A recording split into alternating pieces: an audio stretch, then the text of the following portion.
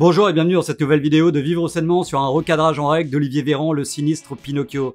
Vous allez voir dans cette interview d'Olivier Véran qu'il va se faire sérieusement remettre en place sur tous les mensonges qu'il colporte de manière éhontée. Alors je peux vous dire que c'est pas les journalistes du pouvoir qui vont le recadrer, c'est moi qui vais m'en charger et je vais le recadrer avec des preuves de tout ce que j'avance que vous trouverez dans la description de cette vidéo qui est ci-dessous. Et aussi par des vidéos que j'ai rajoutées au montage pour vérifier tous mes arguments. Vous allez voir, préparez les popcorn, on va y aller très très fort. Je vous invite à partager cette vidéo un max sur tous les réseaux sociaux pour éviter la censure. D'ailleurs à ce sujet, je vous invite tous sur Odysée. Pour ceux qui connaissent pas encore Odysée, c'est une plateforme comme YouTube mais sans absolument aucune censure et avec des récompenses pour aider vos créateurs préférés. Regardez dans la description, je vous ai mis le lien ci-dessous pour pouvoir vous inscrire. Je poste du très lourd en ce moment et je peux vous dire que je suis pas prêt de m'arrêter. Alors venez nous rejoindre, nous sommes déjà plus de 23 000 sur ma chaîne Odysée et de plus en plus de youtubeurs nous rejoignent tous les jours. Je vous remercie aussi de votre aide pour ma cagnotte Tipeee et ma cagnotte Paypal pour mes vidéos qui sont démonétisées.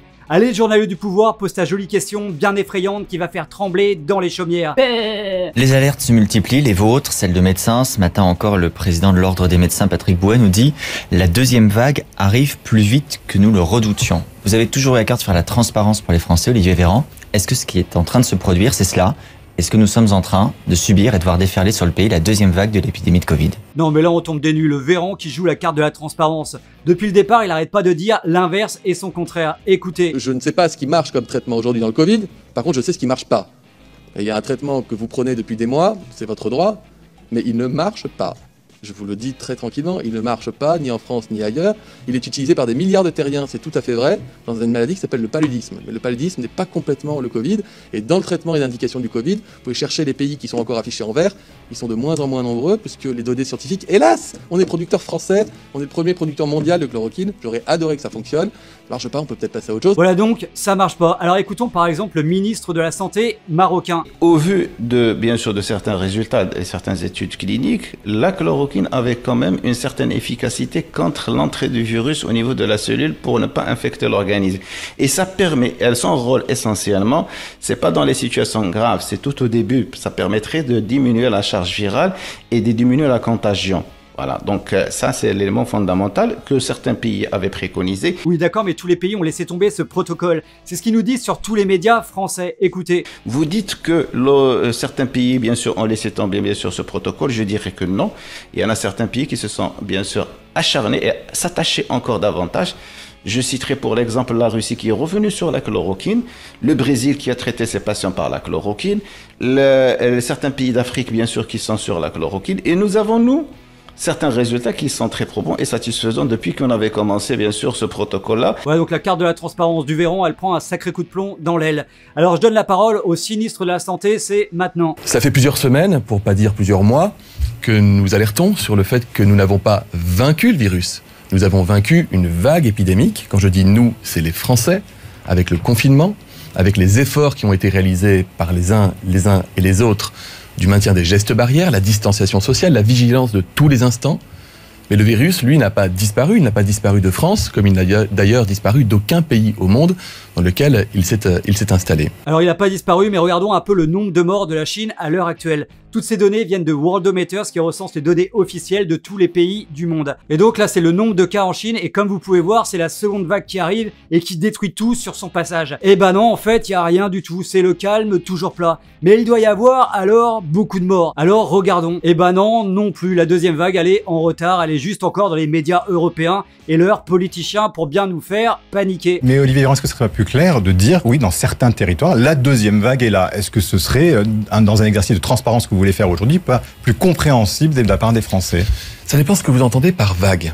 Je crois qu'il y a beaucoup de Français... Une augmentation de l'épidémie brutale et dans certains endroits difficilement contrôlable. Dans ce cas-là, si c'est ce que vous entendez par vague, nous y sommes dans un certain nombre de métropoles.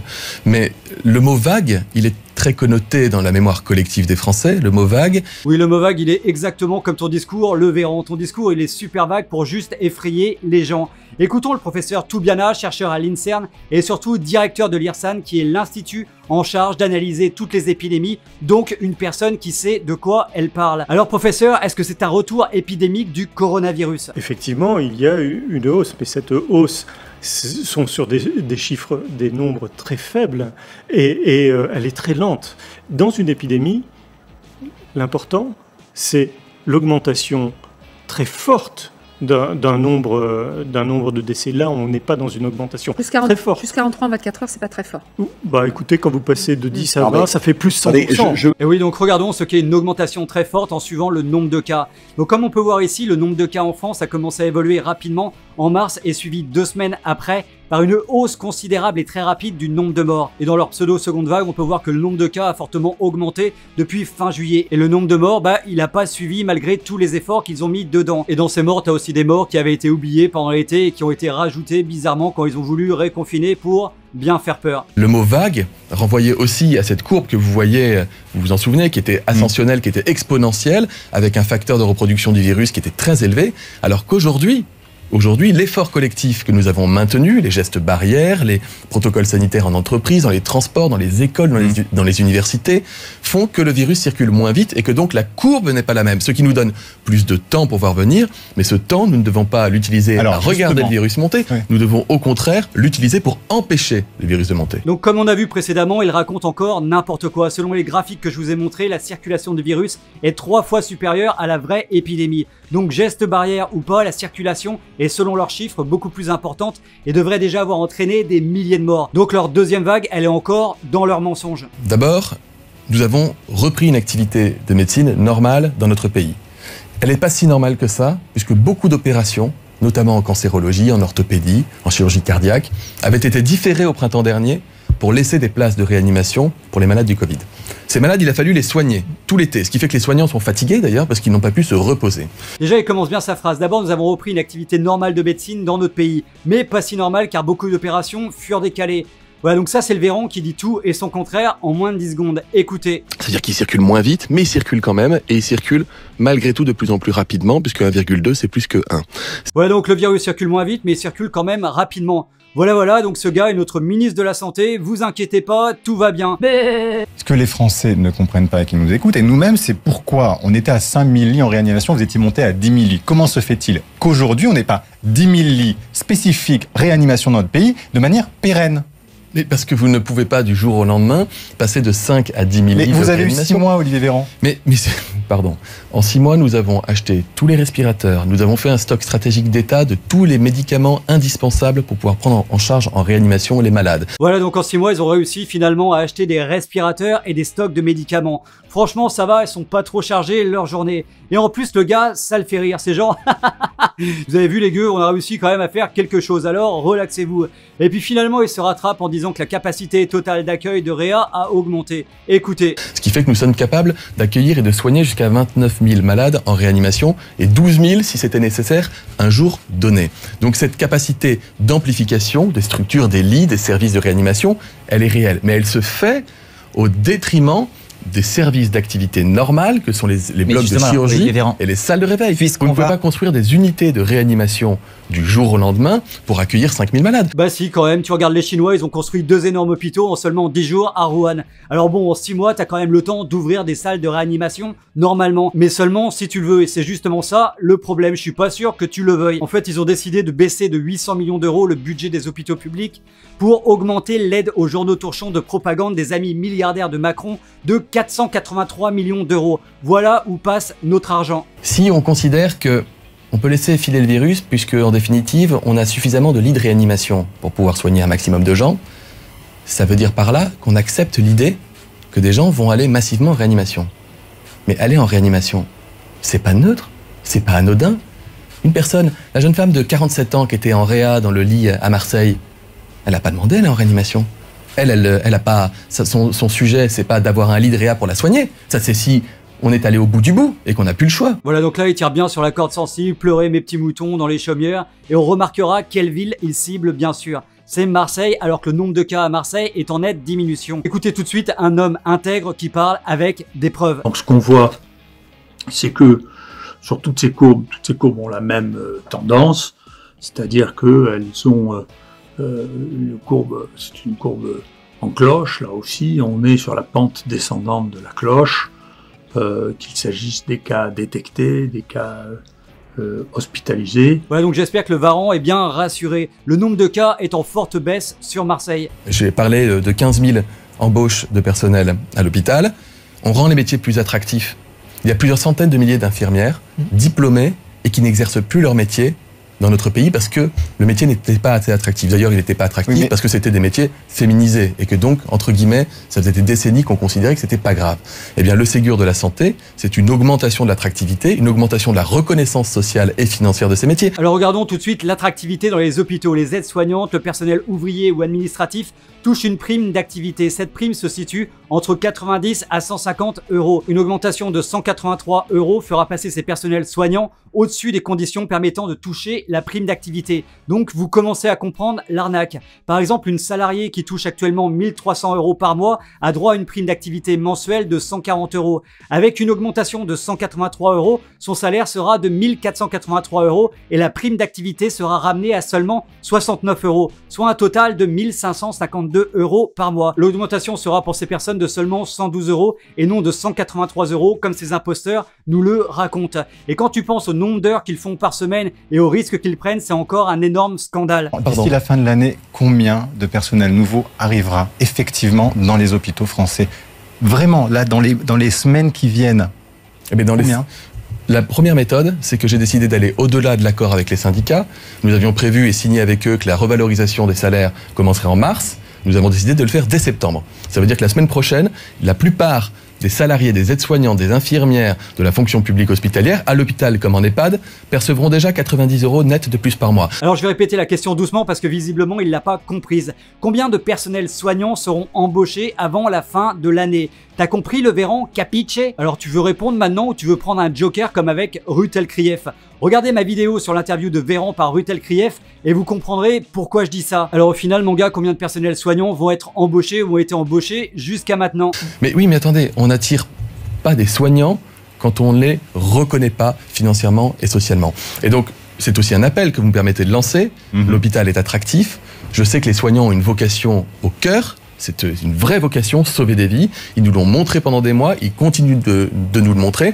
Et donc je fais un appel, notamment dans les EHPAD où nous avons besoin de renforts. Nous avons des postes ouverts qui sont des postes financés et qui sont encore des postes qui ne sont pas pourvus. Donc en gros, ils ont recruté personne, ils ont baissé le budget de 800 millions d'euros, fermé des lits et plein de médecins, infirmières démissionnent ou se mettent en congé maladie car la pression sur eux est trop forte. Je vous conseille de regarder l'interview de Silvano Trotta, d'un des médecins qui a démissionné et vous comprendrez pourquoi le personnel soignant démissionne. Je vous ai mis le lien dans les sources de cette vidéo ci-dessous, regardez. Pas plus tard qu'aujourd'hui, il y a une prix Nobel d'économie, Esther Duflo, française, qui elle propose au contraire de décider d'un reconfinement du 1er au 20 décembre pour permettre aux Français de fêter les fêtes de fin d'année en famille, dans de bonnes conditions, sans que ce soit un lieu de contamination. Est-ce que ça peut être une option que vous reteniez? Nous voulons que les Français puissent passer des fêtes en famille, des fêtes de fin d'année en famille. C'est un objectif en soi et nous le prenons très au sérieux. Voilà, donc en gros, en lisant entre les lignes, ce qu'il nous dit, c'est qu'on va être reconfiné. Là maintenant, il se tâtonne pour quand va être exactement le reconfinement. Et donc pour ça, une prix Nobel d'économie, Estelle Duflo, à qui on n'a rien demandé, intervient pour trouver une date. C'est vraiment du n'importe quoi. Déjà, juste au niveau de l'économie, c'est pendant ces 2 semaines, juste avant Noël, que 40% du chiffre d'affaires de certaines entreprises est réalisé. Donc fermé pendant ces 2 semaines, tu aurais plein d'entreprises. Comment une prix Nobel d'économie peut dire ça? Est-ce que cette femme est épidémiologiste? Est-ce que c'est Madame Irma dans sa boule de cristal qui peut nous dire comment sera la situation à ce moment-là? On marche vraiment sur la tête avec ces gens-là. Nous ne voulons pas confiner le pays. Nous ne voulons pas confiner le pays. Mais les voisins autour de nous le font. Ouais. Certains pays ont fait le choix. Le Pays de Galles hier, Cardiff, Madrid en grosse partie. J'ai vu que la Suède, dont on me parle souvent, était déjà passé à un auto-confinement et risquait d'aller à un confinement total de Stockholm. Et c'est encore un mensonge. La Suède n'a jamais prévu un confinement total de Stockholm, juste un auto-confinement des personnes à risque. Je rappelle que la Suède a une moyenne hebdomadaire de 2 morts par jour. Et en ce moment, comme on peut le voir ici, avec 3 jours sans mort et 5 pour hier. J'ai aussi un article intéressant que je vous ai mis dans les sources. La Suède est en passe de remporter la victoire sur le coronavirus en n'ayant jamais imposé de confinement ni de port du masque. Et malgré tout ça, le Véran nous ment toujours. Vous regrettez d'être allé trop loin, tout seul, trop vite, que le gouvernement ait annoncé des choses et ensuite ait repris le fil de la discussion, vous dire on va reprendre le fil du dialogue? Je vous remercie de dire tout seul, trop vite, parce que parfois j'ai le sentiment que c'est le ministre de la Santé et des Solidarités qui ferait la loi sur l'ensemble de l'activité économique de notre pays. Je vous rassure, les décisions que j'ai eu à présenter sont des décisions que j'assume, qui ont été concertées décidée en Conseil de défense et de sécurité nationale et qui engage notre responsabilité collective. Oui, et surtout ces décisions furent prises par décision collégiale de comités scientifiques qui ont des liens d'intérêt avec les laboratoires et plus particulièrement Gilead. Et ça, c'est normal en Macronie. On ment sur les chiffres, on embauche des conseils scientifiques avec des liens d'intérêt flagrants, on réduit le budget de l'hôpital en période d'épidémie, on recrute personne pour renforcer le personnel soignant. Vous inquiétez pas, tout va bien. Aucun pays au monde ne parvient à arrêter la circulation d'un virus. En revanche, nous avons déjà réussi collectivement, nous avons fait cet effort et nous avons réussi à freiner et à faire reculer le virus. Nous devons attendre d'avoir un vaccin disponible contre ce virus. Nous avons besoin d'en connaître davantage encore contre ce virus. La recherche fait des progrès extraordinaires. Beaucoup moins de malades vont en réanimation aujourd'hui parce que nous avons de nouvelles manières de soigner avec la dexaméthasone, issue de la recherche française d'ailleurs. Voilà, donc d'un seul coup, il enfile le costume de super-héros. Le médicament dont il parle est un dérivé de cortisone qui est recommandé depuis très longtemps dans les inflammations de tout genre. Alors paye ton super médicament issu de la recherche française. Tout ce qu'il dit est juste du blabla sans aucune preuve. Il balance des mots d'un seul coup et ça devient la vérité. Écoutons une vérité. Puisqu'on parle de catastrophisme, est-ce que vous savez combien il y a eu de décès, et avec toute l'empathie que j'ai pour les familles de ces patients qui sont morts en réanimation dans les hôpitaux de Marseille depuis le mois de juin? Il y en a eu 10. Voilà, pour une ville qui fait à peu près un peu moins d'1 million d'habitants. Et là, les 35 ou 40 personnes décédées à côté de cela avaient en moyenne 80 ans et étaient récusées de réanimation parce que leur état de santé global et leur espérance de vie globale était très limitée. Voilà donc 45 personnes décédées en 3 mois à Marseille, dont 35 de ces personnes qui ne pouvaient pas partir en réanimation tellement leur pronostic vital était déjà dégradé par d'autres comorbidités ou pathologies qu'ils avaient antérieurement. Je rappelle aussi que l'âge médian des personnes décédées du Covid est de 84 ans. Et on veut confiner encore tout un peuple au lieu de suivre le modèle suédois qui n'a confiné que les personnes à risque. Mais alors professeur Parola, ça vient de quoi aussi cette baisse de mortalité? On voit bien que c'est moins grave, ou le virus a muté, là aussi on a entendu tout et n'importe quoi, alors maintenant tout le monde le dit à travers le monde, et pardon, je prends 30 secondes, vous disiez tout à l'heure qu'il n'y a pas de traitement, et nous, au sens nous dans le Sud, ne sommes pas les seuls à traiter. La prescription d'hydroxychloroquine et azithromycine dans le pays a été le plus élevée en Île-de-France. Oulala, attention YouTube, c'est pas moi qui dis ça, c'est ce fou furieux de Marseille qui a le taux de mortalité au coronavirus le plus bas de France dans son IHU de Marseille. Le vaccin, c'est pour 2021 ? J'espère sincèrement. Moi, je suis comme vous, Bruno Sportou, je veux un vaccin qui soit sûr, qui soit efficace et qui soit disponible. Le fait qu'il soit disponible, croyez-moi, ce ne sera pas un sujet, parce que nous sommes, au niveau de la Commission européenne, en train de travailler avec tous les laboratoires sérieux qui peuvent produire un vaccin dans les meilleurs délais. Et oui, il espère que le vaccin arrivera au plus tôt, car ça sent vraiment le roussi avec cette épidémie qui, dans les chiffres, se casse la gueule complètement et que les investisseurs ont misé beaucoup d'argent dans les labos et qu'ils espèrent un énorme retour d'investissement. Donc là, c'est clair que le vaccin, ils l'attendent de pied ferme et leur compte en banque aussi. Là, la mascarade commence à être trop visible. Alors restez bien avec nous pour la dernière séquence, vous allez voir que ce Véran a encore plein de belles balivernes à nous raconter, dont une qui est explosive. Vous allez comprendre très rapidement. Abonnez-vous également à la chaîne et rejoignez-nous sur Facebook, Twitter et Odyssée pour rester en contact si la chaîne venait à être suspendue. Car oui, ça pourrait arriver. En ce moment, c'est l'hécatombe chez les youtubeurs. Un dernier point, j'ai ouvert une cagnotte Tipeee, une autre sur PayPal pour tous ceux qui pourraient m'aider à rester indépendant. Je vous remercie vraiment tous d'avance. Alors juste une petite question comme ça pour le Varan, le vaccin miracle qu'ils veulent nous vendre contre la grippe, sera-t-il obligatoire pour le personnel soignant maintenant? Pourquoi ne pas l'enlever? Parce que ça ne passera pas légalement. Je vais vous mettre un cas pratique. Moi j'ai besoin d'avoir des infirmières en EHPAD et des aides-soignantes en EHPAD. Si une infirmière et une aide-soignante disent je ne refuse de me faire vacciner, ça veut dire qu'elle ne viendra pas en EHPAD travailler. Je fais comment? Je fais comment en période épidémique? Donc le principe de réalité fait qu'il est extrêmement compliqué de contraindre. En revanche, encourager, expliquer, accompagner, ça c'est important. Voilà, et là tu te dis, mais pourquoi des personnels soignants refuseraient massivement ce vaccin contre la grippe? Bizarre, vous avez dit bizarre, comme c'est bizarre cette histoire. Et moi je peux vous dire aussi que leur vaccin contre la grippe, ils peuvent vraiment se le mettre là où vous pensez. Moi, vivant, jamais. C'est comme leur vaccin contre le coronavirus, ils peuvent toujours se le garder. Il faut montrer que la science est une aventure collective, que derrière la recherche médicale, il y a des gens qui sont bienveillants et qui ont envie de soigner les gens et d'aider la population. Et quand ces gens-là vous disent que le vaccin est là pour vous protéger et pas pour vous nuire, il faut qu'on arrive à convaincre les Français. Moi je te dis que moi tu m'as pas convaincu du tout, genre les laboratoires sont des gens bienveillants. paye ton arnaque. C'est surtout l'entreprise la plus lucrative au monde. Et si ces gens étaient bienveillants, ils rendraient des soins abordables à toute la planète et n'essaieraient pas de faire du profit à tout prix avec des nouvelles molécules brevetées dont ils se fichent royalement de l'efficacité. Ce qui leur importe, c'est que ce soit des molécules nouvelles parce que ça rapporte plus de pognon. Donc il n'y a aucun risque de prendre les transports en commun avec le masque, même sans distanciation. Je vous dis que les règles sanitaires qui ont été mises en place, corrélées au fait qu'il faut poursuivre notre vie avec le virus, font qu'aujourd'hui la situation me paraît assez claire dans les transports en commun. Voilà donc, manger dans un restaurant, c'est dangereux et ça, c'est pas dangereux.